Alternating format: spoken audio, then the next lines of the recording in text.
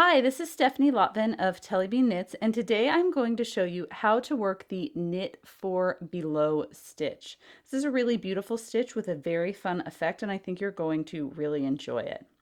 To work the knit for below, you need to use the tip of your right hand needle to count 4 rows below the first stitch on your left hand needle.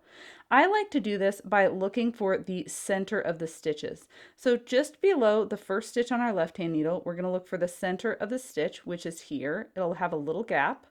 We're going to count down 1, 2, 3, 4. So we're going into the center of the fourth row below this first stitch on our left hand needle, and you're going to insert the tip of your right hand needle into the center of that stitch from front to back, and then wrap your yarn as if to knit and pull a loop through to the front.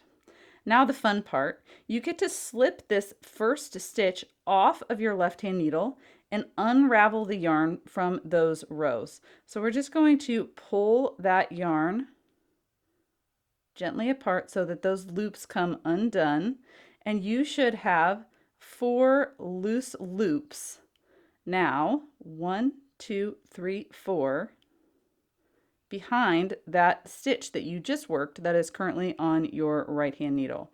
Now, before you move on to the next stitch, give your working yarn a gentle tug. We want to keep this stitch nice and tight because the idea with this stitch is we're going to keep tension on those 4 rows so that it helps to pull the stitch that we just worked into up close to our working row. So rather than letting your stitch be long and loose, make sure you keep that stitch nice and tight on your needle. I'm just going to work a few more stitches and then I'll show you that again. All right, I'm ready for my next knit for below.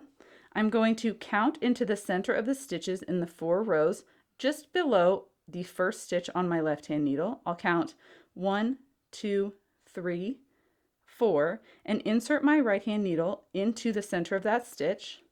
I'll wrap my yarn as if to knit and pull a loop through. Now at this point it's okay if that stitch is loose because we want to drop the stitch on the left hand needle off the needle so that we can create those long strands on the wrong side of our work. We need 4 long strands.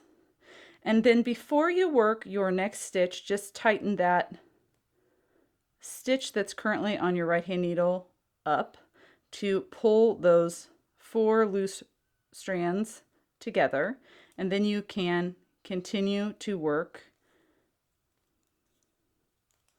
on your project. And let's just have a look at what those look like so far. So you can see I've got a knit 4 below here and a knit 4 below here, and we're getting a little puckering in the center between those 2 knit 4 belows. That's what we want. We want that little bit of puckering. This is going to give the surface of our work some additional interest and texture, and so we want that puckering. That's why we were keeping those stitches nice and tight. I'm going to flip this over so you can see the wrong side as well, because the wrong side of this stitch is really beautiful and so interesting. And that's how you work the knit 4 below.